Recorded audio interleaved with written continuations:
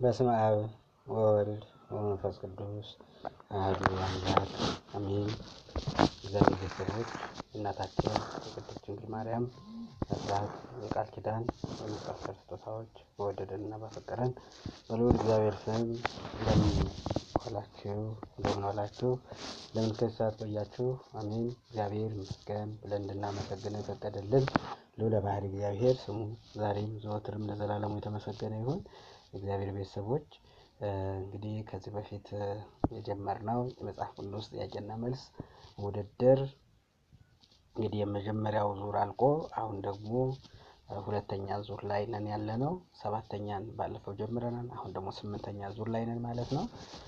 ስምንተኛ ዙር የመጽሐፍ ቅዱስ ጥያቄና መልስ ውድድር እንግዲህ አሁን ደግሞ መጥቷል ማለት ነው። ወዲያው ስምንተኛ ዙርን ለመልቀቅ ከሰባተኛ ዙር ቀጥሎ ለመልቀቅ አስቤ ነበር። ነገር ግን በጣም ብዙዎቻችሁ በጣም ለብዙ ሰው ሼር ስለምታደርጉ የብዙ ሰው ውጤት ደግሞ እየሞላችሁ ስለምትልኩ ድካሙ በጣም ከመጠን በላይ ስለነበረ ትንሽ እረፍት ጊዜ መኖሩ የግድ አስፈላጊ ሆኖ ስለተገኘ ነው። ወደ ጥያቄዎቹ እንግዲህ እንሄዳለን። ይህ ጥያቄ የሚወጣበት ዋና ምክንያት በዋነኝነት መጽሐፍ ቅዱስን እንድናነብ ማድረግ ነው። ሌሎቹ ግን በጣም ብዙ ጥቅሞች አሉት። አንደኛ መጽሐፍ ቅዱስን ስናነብ መጽሐፍ ቅዱስ የማንበብ ባህላችን ይዳብራል። መጽሐፍ ቅዱስን ለማንበብ ፍላጎት እንዲኖረን ያደርጋል። መጽሐፍ ቅዱስን ሁልጊዜ አንቡ የሚል ስሜት እንዲፈጥርልን ያደርገናል። ለምን ከተባለ ጥያቄ ስለሆነ ጥያቄውን ለመመለስ ደጋግመን ስለምናነብ ደጋግመን ካነበብነው ደግሞ ፍቅሩ እንዲያድርብን ስለሚያደርግ የእግዚአብሔር መንፈስ ያለበት ቃል እግዚአብሔርም ስለሆነ ያ በዛ ቃል ላይ ሁልጊዜ እንዲጣፍጠን ሁልጊዜ እንድናነብ ማንበብ የእግዚአብሔርን ቃል ሱስ እንዲሆንብን ማለት ነው። ሱስ እንዲሆንብን ያደርጋል ማለት ነው። እግዚአብሔርን ቃል ማንበብ ሁልጊዜ ዕለት እንድናነብ ያደርገናል። ሌላው ኃጢአትና ጽድቅ ለይተን እንድናውቅ ያደርገናል። ኃጢአትና ጽድቅ አንዳንዴ ይሄ ኃጢአት ነው ይሄ ጽድቅ ነው ሰው በራሱ አይምሮ ነው አይደለም የሚመራው። መጽሐፍ ቅዱስ ደግሞ ምን እንደሚያስተምር እንድናውቅ ያደርገናል። አባቶቻችንንም የሚያስተምሩትን ትምህርት በቀላሉ እንድንረዳ ያደርጋል። ስለዚህ ሁለተኛው መጽሐፍ ቅዱስን የሚያስተምረው የሚያዝዘውና የማያዝዘው መልካምና መጥፎ የሆነውን እንድንለይ ያደርገናል። ሌላው መጽሐፍ ቅዱስን በምናነብበት ጊዜ ቡራኬ እናገኛለን። ቡራኬ በእውነት እግዚአብሔርን መንፈስ ያለበት መጽሐፍ ሁሉ አንቡ ተብለን ተገልጾልናልና የእግዚአብሔር መንፈስ ያለበትን መጽሐፍ ስናነብ ቡራኬ እናገኛለን፣ እንባረካለን። ቃሉ ባራኪ ነው። ቃሉ አጽናኝ ነው። ቃሉ በእውነት ለመናገር ብቸኝነት ሲሰማን ብቸኝነታችንን የሚያጠፋ፣ ጭንቀት ሲሰማን ጭንቀታችንን የሚያጠፋ፣ ሐዘን ሲሰማን ሐዘናችንን የሚያርቅ፣ ፈተና ሲገጥመን ፈተናችንን እንድንቋቋም የሚያደርግ ትልቁ መሳሪያ ነው መጽሐፍ ቅዱስ ማለት ነው። ስለዚህ ቡራኬ የምናገኝበት የምንጽናናበት ፈተናን የምናልፍበት ትልቁ መጽሐፍ ቅዱስ ዋናውና ትልቁ ነገር መጽሐፍ ቅዱስን ማንበብ ነው ማለት ነው። ብዙ ነገር ነው የምናገኘው መጽሐፍ ቅዱስን በማንበብ። ለመናፍቃን መልስ መስጠት እንችላለን። ተረድተን ሃይማኖታችን ምንነቱን አውቀን በእውነት እኔ በጣም የሚገርመኝ ነገር በዓለማዊ ትምህርት ሰው ከልጅነቱ ጀምሮ እንዲማር በግድም ሆኖ እንዲያስተምር ወላጅም በግዴታ ልጆቹን እንዲያስተምር ያደርጋል። ወላጅ ራሱ እንዲሁ አታስተምር እንዲባል ለምን ብሎ እስከ መክሰስ ይደርሳል። መንፈሳዊ ላይ ግን እንደዚህ የለም። ስለዚህ መንፈሳዊው ላይ ደግሞ ያለን አስተሳሰብ እንዲቀየር የግድ መጽሐፍ ቅዱስን ማንበብና ማወቅ አለብን። አንበን ካልተረዳን አባቶቻችንን እንጠይቃለን፣ መምህራንን እንጠይቃለን። ስለዚህ አንበን ደግሞ ለመረዳት የምንችለው ደግሞ እናነባለን ማለት ነው። ስለዚህ ያልገባንን እንድንጠይቅ የተረዳነውን ደግሞ በውስጣችን አስርጸን እንድንኖር ያደርገናል ማለት ነው። እና እጅግ በጣም ብዙ ጥቅሞች አሉት። በእውነት ለመናገር ብዙዎቹ በዚህ በጥያቄና መልስ ዙሪያ ላይ ብዙዎቹ ሐሳብ ሰጠውኛል። አሁን መጽሐፍ ቅዱስን ማንበብ ደስ እያለኝ መጣ። አሁን መጽሐፍ ቅዱስን ማንበብ በጣም ፍላጎቴ እንዲነሳሳ አድርጎኛል። በቃ ጥያቄው ስላለ ጥያቄውን ለመስራት በማደርገው ጥረት ውስጥ መጽሐፍ ቅዱስን እንዳነብና እንድበረታታ መጽሐፍ ቅዱስን ሳነብ እንቅልፍ መጽሐፍ ቅዱስን ስገልጽ ድካም የሚሰማኝ እሱ ሁሉ እየጠፋልኝ ነው ያለው ማለት ነው። ይሄ ትልቅ ለውጥ ነው በእውነት እግዚአብሔር የተመሰገነ ይሁን። ይህንን የሚያድለን እግዚአብሔር ስሙ የተመሰገነ ይሁን። መጽሐፍ ቅዱስ ጋር እንዳንገናኝ የዲያብሎስ ክፉ ስራው ነው። በጥያቄው ምክንያት ደግሞ መጽሐፍ ቅዱስን ደጋግማችሁ ስታነቡ ደግሞ ዲያብሎስ ይህንን ስለማይወድ የዲያብሎስን ሐሳብ አርቃችሁ የእግዚአብሔርን ሐሳብ ገንዘብ ስለምታደርጉበት ይሄ ትልቁ ጥቅም ነው። እና ብዙዎቻችሁ መጽሐፍ ቅዱስ ማንበብ የማትችሉ አነባችሁ አታውቁ እንቅልፍ ድካም የሚመጣባችሁ ሁሉ አሁን ይህ ስራውን ለመስራት ስትሞክሩ ያ ነገር ሁሉ እንደጠፋላችሁ ብዙዎቻችሁ በውስጥ መስመር ነግራችሁኛል። አመሰግናለሁኝ። እግዚአብሔር ይስጥልን፣ እግዚአብሔር ያክብርልን። በርቱ። በእውነት እግዚአብሔር ከዚህ በላይ ያግዛችኋል፣ ይረዳችኋል። ቃሉ በእውነት ምግብ ነው። ቃሉ መጠጥ ነው። ቃሉ ህይወት ነው። ስለዚህ ይህንን የህይወት ቃል ተለይተን መኖር የለብንም። ስለዚህ ጥያቄ ስንመልስ የህይወትን ምግብ ሁሉ እየተመገብን የህይወትን መጠጥ ሁሉ እየጠጣን መሆኑን እንዳንረሳ ለማለት ያህል ነው። እንግዲህ ቀጣይ የሚሄደው ወደ ጥያቄው ይሆናል ማለት ነው። በሶስት ክፍል ነው የሚሆነው ጥያቄ። እንግዲህ በንሻገር ቲቪ እየተላለፈ ያለው ጥያቄና መልስ አንደኛው በኦሮምኛ፣ በአማርኛ፣ በትግርኛ ነው። በእነዚህ ሶስት ቋንቋዎች ያው ብዙ ሰው ይናገርባቸው። ሌላም ቋንቋ ካለ እውነት ለመናገር የሚያግዝ ካገኘሁ ወደፊት በእነዚያ ቋንቋዎችም እንትን የሚል ይሆናል ማለት ነው።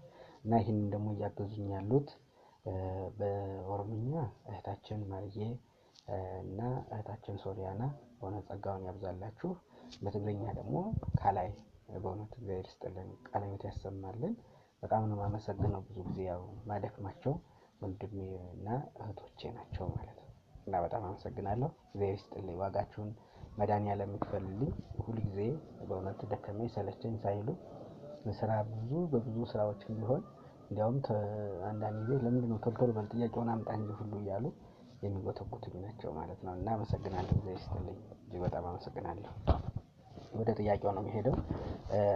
ጥያቄው እንግዲህ ይህንን ጥያቄ ለመስራት ምናልባት ከይቅርታ ጋር የረሳሁት ነገር ይህንን ጥያቄ ለመስራት በየማህበራችሁ የማህበራችሁ አባላት ሁሉ እንዲሳተፉ ብታደርጉ መልካም ነው። አሁን የባለፈውን ጥያቄና መልስ በጣም 2000 ሰው ነው፣ ግን በጣም ጥቂት ሰዎች በጣም ደክመዋል። በእውነቱ በጣም ከመጠን በላይ ደክመዋል። እና እኔ በደከሙበት ልክ እግዚአብሔር ዋጋችሁን ይክፈላችሁ ከማለት ውጭ ሌላ ምንም ማለት አልችልም። በጣም ከባድ ነው በእውነቱ።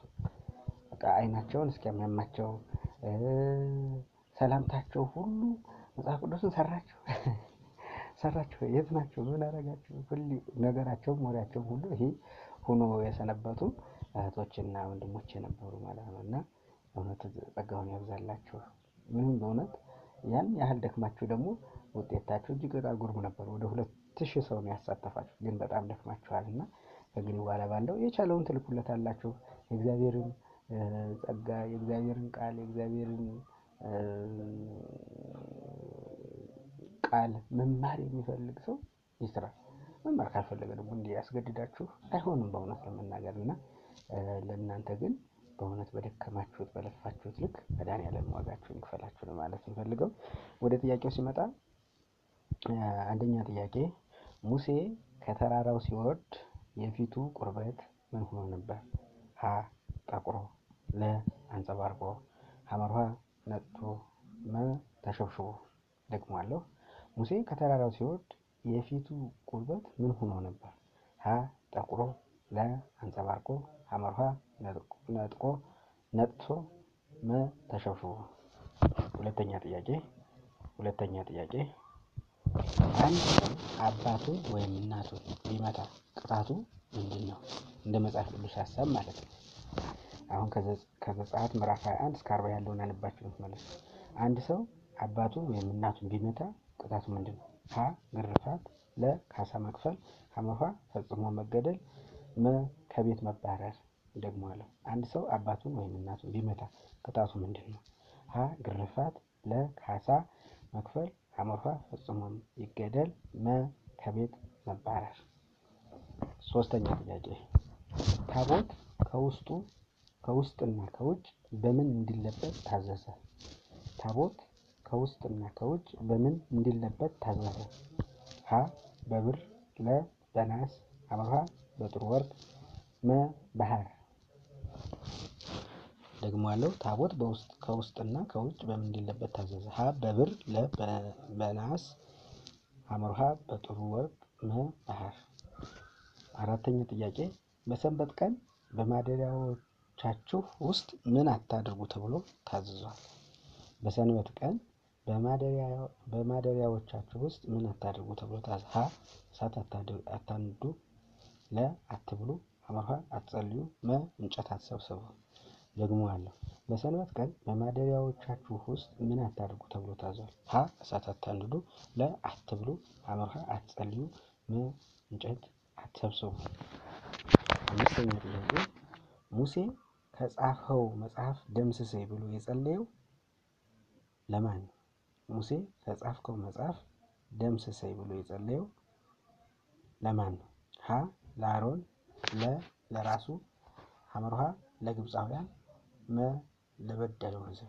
ደግሞ አለው አምስተኛ ጥያቄ ሙሴ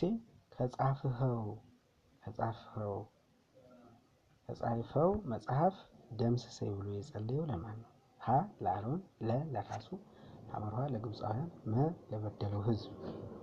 ስድስተኛ ጥያቄ በደረት ኪሱ ውስጥ የሚቀመጡትና ለውሳኔ የሚያገለግሉ ነገሮች ምንድን ናቸው?